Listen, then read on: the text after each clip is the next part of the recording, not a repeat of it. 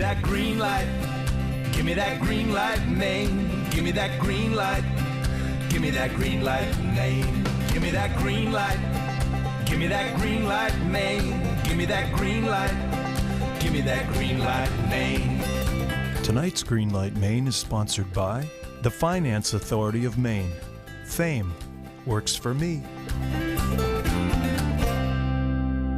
Welcome to Greenlight Maine, where we're growing Maine one dream at a time.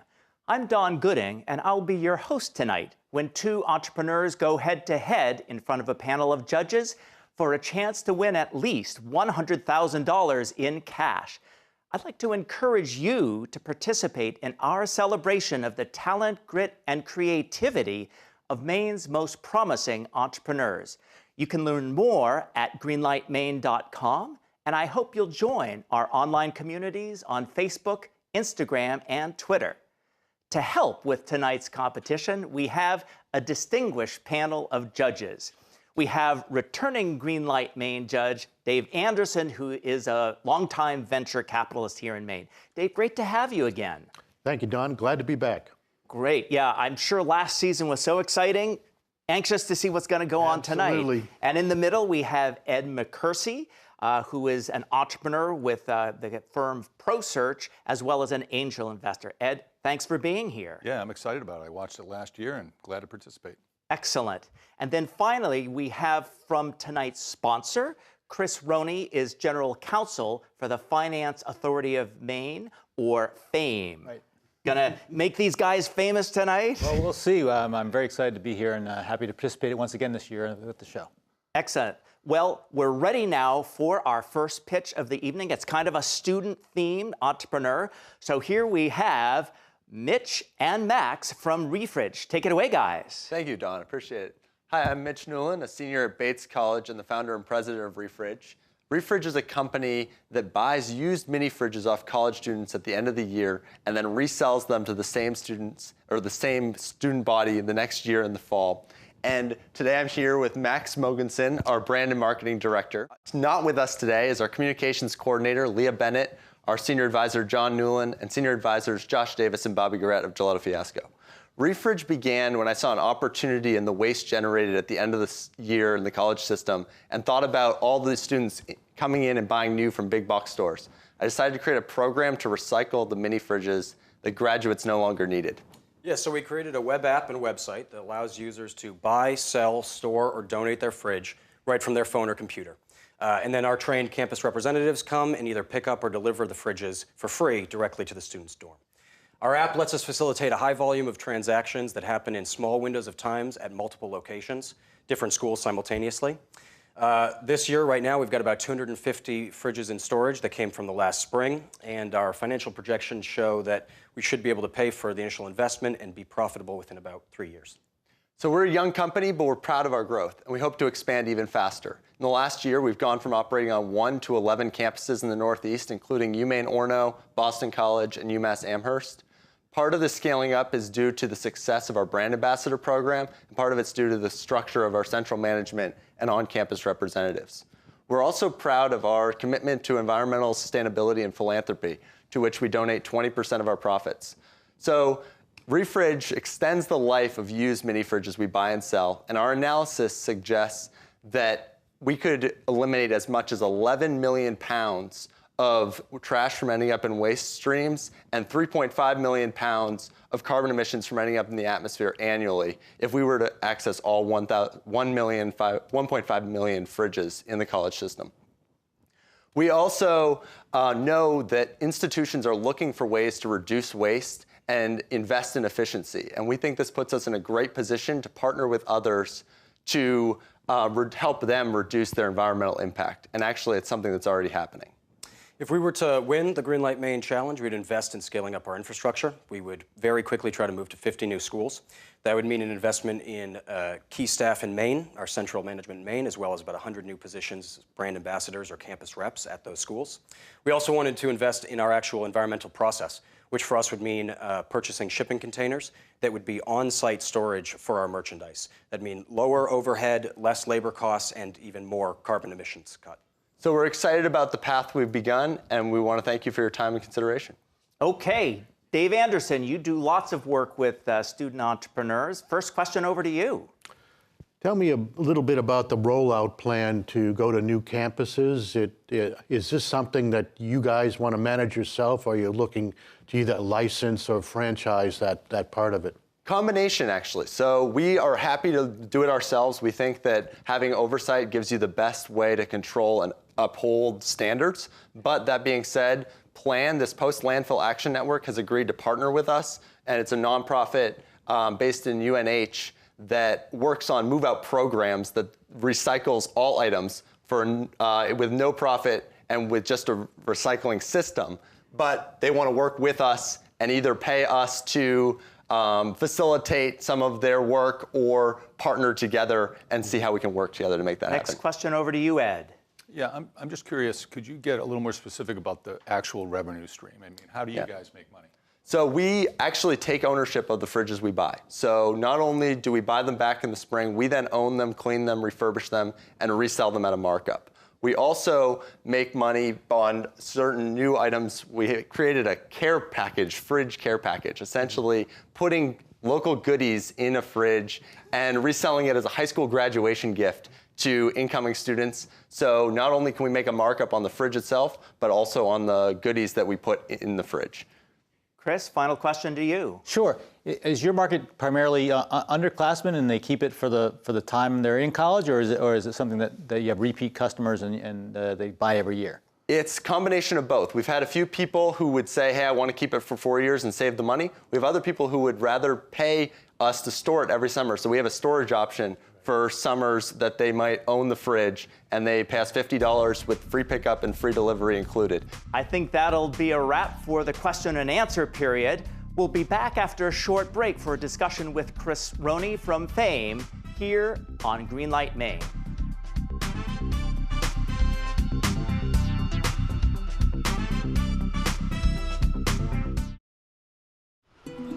Fame is one of the great resources in our state to enable businesses to find financing. Fame helps Maine businesses create and retain quality jobs. Every person that we've dealt with at Fame has been helpful and has been, for us, a partner. The whole idea is to find the right tool for the right job.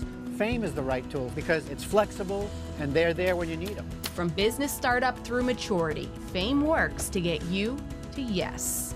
Thank you, Fame. Thank you, Fame. Thank you, Fame. As a leader in Maine and New England in providing integrated accounting, consulting, and tax services to clients large and small, the team at MacPage has proven to provide innovative solutions to help us better meet our clients' needs. We enjoy the people we serve and care about the work we do. The success of our business is based upon our ability to develop quality relationships, one client at a time. MacPage. Accessible, approachable, accountable. Since 2006, we've offered free ATMs worldwide to our customers, saving them over $16 million. Bangor Savings Bank. You matter more. If any of you in our television audience has a big idea, we encourage you to visit greenlightmaine.com for a list of resources and information about starting your own business. And we're back at Greenlight Maine for a conversation with tonight's sponsor. We have with us in the studio Chris Roney, who is General Counsel of the Finance Authority of Maine. Chris, thanks for your support of Greenlight Maine. I'm happy to be here, Don. Thank you. Now, I know you do lots of things to support business in Maine, but I want to focus for just a bit on the Maine Seed Capital Tax Credit. That's a program you're involved in quite a bit, right? Yes, Don. I oversee that program, and that's a program where entrepreneurs can get tax credit for investments of up to 50% for investments in their small business. Interesting. So if an individual, like an angel investor, were to come along and put in, say, $100,000 into one of these companies, that means that they get to write off 50% of that? Is that right? That's correct. Over a 4-year period, they'd get a 50% tax credit. That's really amazing. Well, I know you do a lot of programs, so we're going to go to a video now that talks about all the things that Fame does here in Maine. Finance Authority of Maine is allowing economic development to start up again. Fame is one of the great resources in our state to enable businesses to find financing. So having an organization like Fame many times gets a venture off the ground. Really, they make it easier to do business in Maine. The whole idea is to find the right tool for the right job. Fame is the right tool for the right job because it's flexible and they're there when you need it. Everybody loved our idea, but nobody would pull the trigger. Nobody would really help us out, and Fame did. New liquor ideas are very speculative. We needed someone to finance us to actually get the equipment. I don't think we would have been able to get this off the ground without being able to get the loan that we did from Fame. We were a startup company. The business quickly grew, so I needed to have more working capital, but I was still such a new business that, of course, the banks are going to be a little bit wary. And together, Fame, the bank, and myself were able to develop a line of credit, which enabled me to really bring this business from a company of 6 people to now a company of 20 people. There's a lot of situations where companies are good companies. They're growing, they're employing Maine people, they are making money, but for one reason or another, the collateral that they have isn't sufficient for conventional financing. We were a young company. We had great ideas and ambitions, but kind of lacked the capital. Fame provided a platform to really build a solid agricultural enterprise here in Aroostook County. We're investing in technology and new product innovations to help us find niche markets. The investments enabled us to produce good paper, to stay competitive, and to help keep this facility running. Fame really works at spreading risk. Without Fame, we probably would not have the company that we do have today. We're the largest supplier of broccoli this side of the Mississippi. When we started, we were the only ones that were growing our own potatoes and making it to alcohol in the world. Pretty much anywhere there's a demand for Maine lobsters, we'll try and ship them there. Over 25,000 guests come through here. We employ something on the order of 150 people. This mill is vital to the local economy. We're growing and profitable and a really healthy company. If it wasn't for Fame... If it wasn't for Fame, it wasn't for Fame. If it was not for Fame, we might not be here today. Well, Fame is doing an awful lot here in Maine, and since we have student entrepreneurs tonight, maybe you can talk a little bit about your involvement there? Yes, Don, we're very excited. We're also doing higher education finance, and we're offering direct loans and loan guarantee products through local lenders to help students achieve their higher education goals. Well, that's great. It's all part of building Maine one dream at a time. So we'll be back for pitch number 2 here on Greenlight Maine. Furniture for Greenlight Maine is provided by Thomas Mosher Furniture, handmade American furniture since 1972. We're standing by and ready for the call. I need you out on 202. We gotta get the hospital back online. In any weather, under any conditions, we're ready.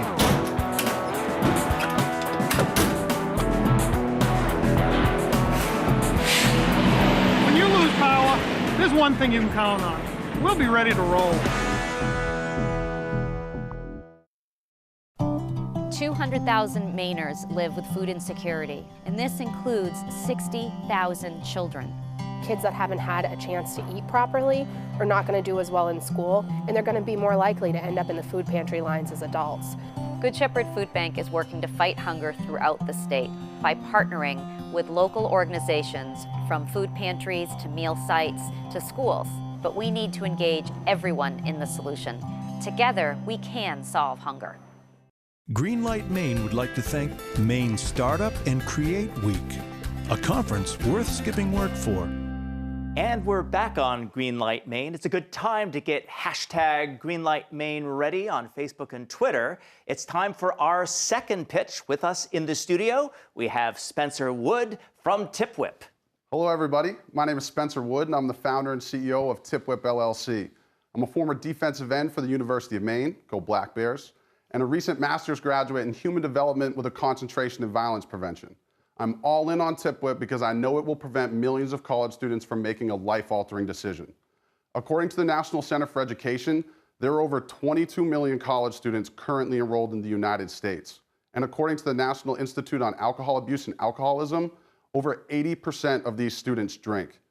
What's even more alarming is that more than 5 million students a year will admit to driving under the influence, mostly related to the expensive fees of late-night transportation. TipWhip is an exclusive, tip-based, ride-sharing mobile app for a closed population, college students.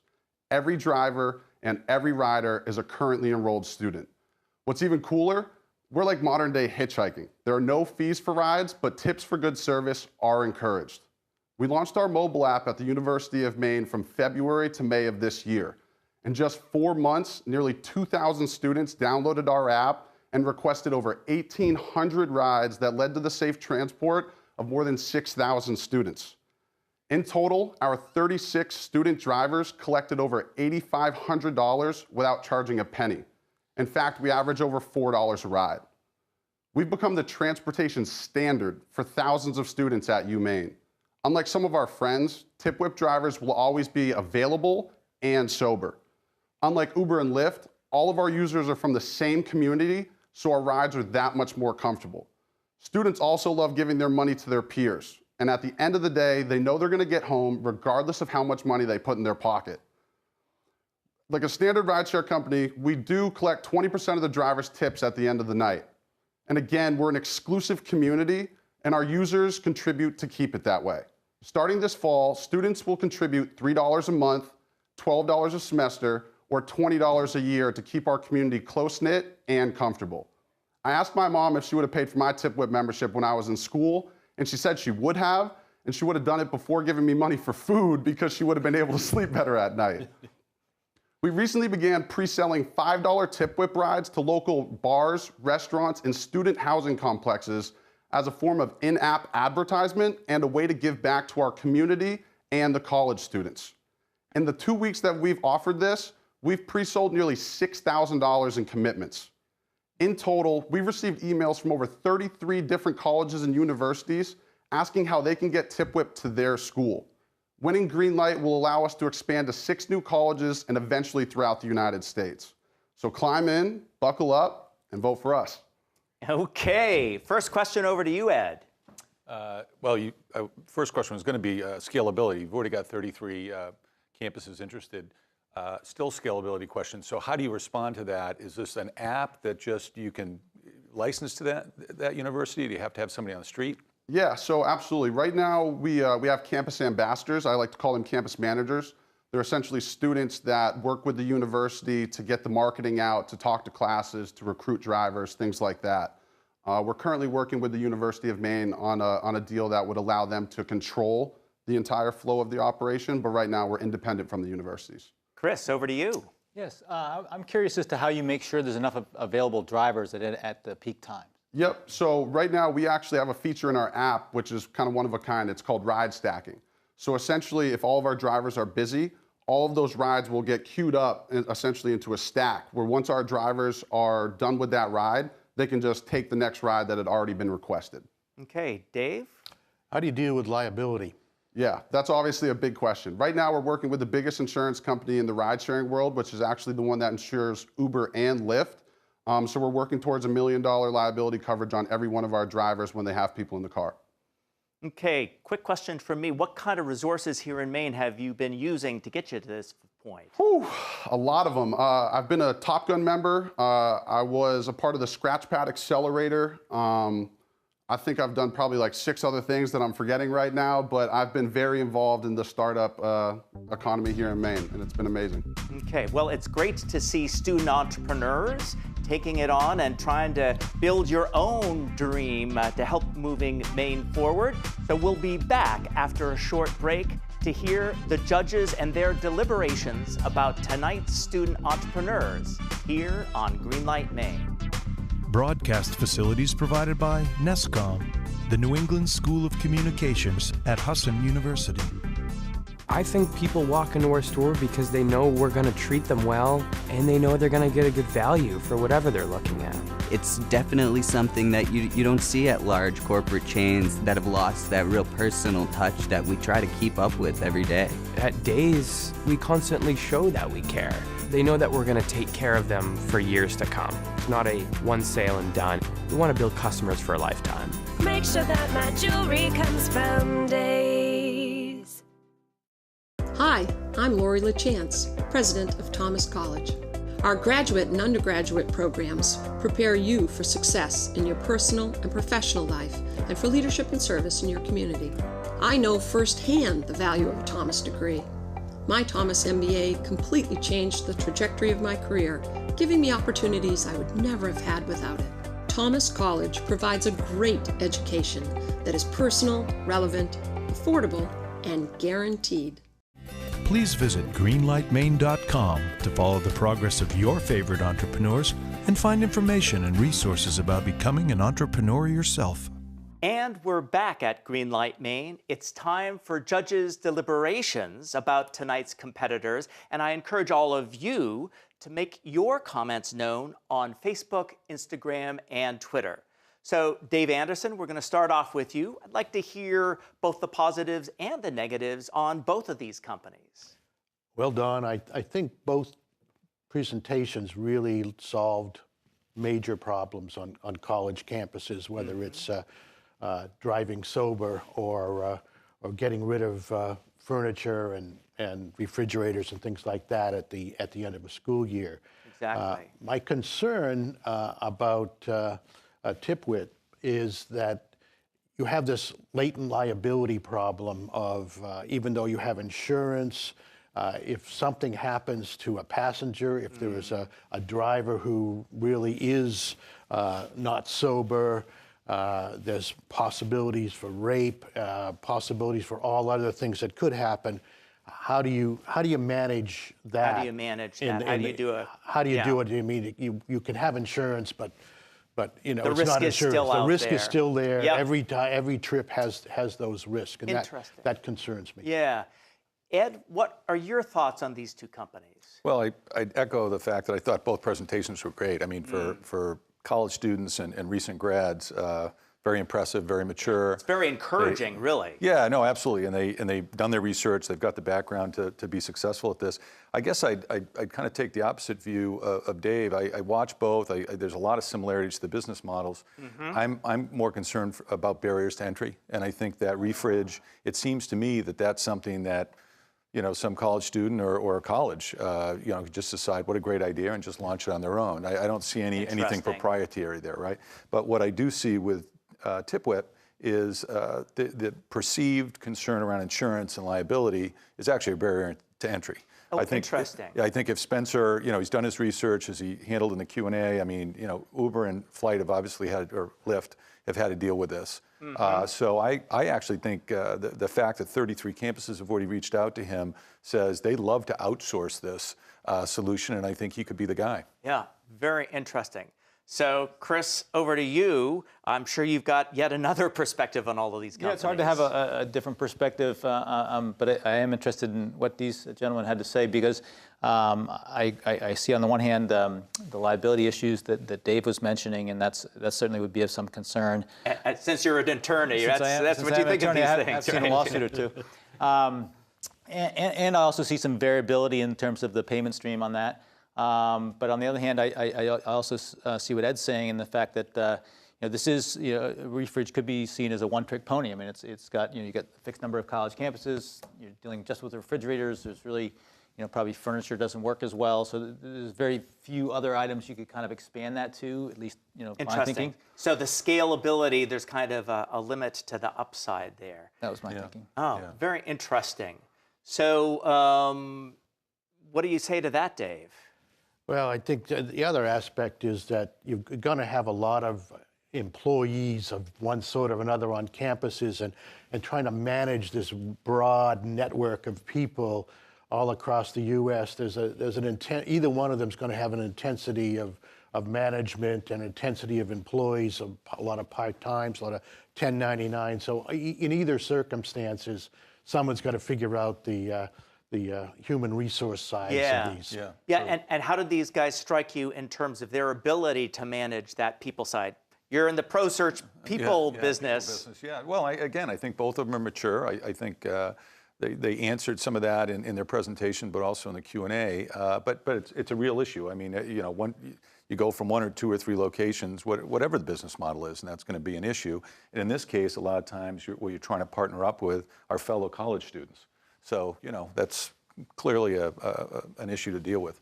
So as you're looking at, both of these companies are still pretty early stage. What would you say are the big things they need to focus on in the next 6 to 12 months? Quickly over to you, Dave. Revenue model. revenue model. Yep. So how are they going to actually make money? Which is true for a lot of these businesses. Yeah, absolutely. And I think to add to that, I think that Spencer and TipWhip, I think, have a little bit more opportunity there with, you can pre-charge parents, you can pre-charge the colleges, the dorms, and things like that. But the other guys clearly are onto something. Okay, well, great. Well, we've heard our judges deliberate, and we'll be back with their decisions in just a short break here on Greenlight Maine. Greenlight Maine would like to thank the Maine Department of Economic and Community Development, the Maine DECD, helping businesses and communities prosper. In 1972, Tom Moser committed his life's work to craft, and 4 decades later employs 70 fine craftsmen and women in our shop in Auburn, Maine. With showrooms and customers from coast to coast and numerous awards and accolades, Tom has firmly established himself as an entrepreneurial tour de force and has proven that a life doing what you love is indeed possible. This year's winner of Greenlight Maine will win this handmade Thomas Moser beacon box and $100,000. Since 2006, we've offered free ATMs worldwide to our customers, saving them over $16 million. Bangor Savings Bank. You matter more. FAME is one of the great resources in our state to enable businesses to find financing. FAME helps Maine businesses create and retain quality jobs. Every person that we've dealt with at FAME has been helpful and has been, for us, a partner. The whole idea is to find the right tool for the right job. FAME is the right tool because it's flexible and they're there when you need them. From business startup through maturity, FAME works to get you to yes. Thank you, FAME. Thank you, FAME. Thank you, FAME. Please join us to find vital information on our website at greenlightmaine.com and be a part of our vibrant community on Facebook, Instagram, and Twitter. Together, we're building Maine's future, one dream at a time. And we're back on Greenlight Maine. We've heard 2 great entrepreneur pitches. We've heard the judges deliberate. And now, judges, it's time to show who gets the green light.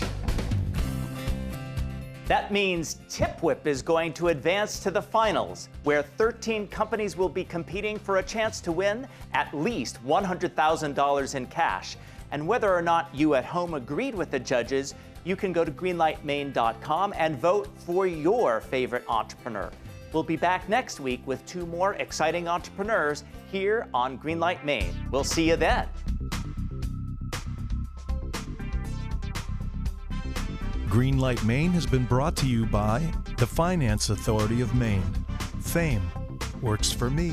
Greenlight Maine would not be possible without the support of all of our corporate sponsors. Thank you.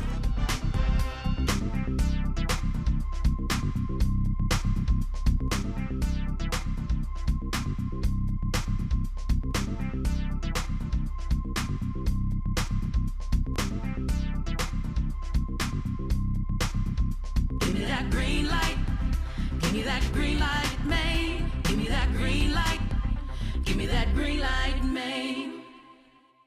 Greenlight Maine has been a paid-for presentation by the Portland Media Group.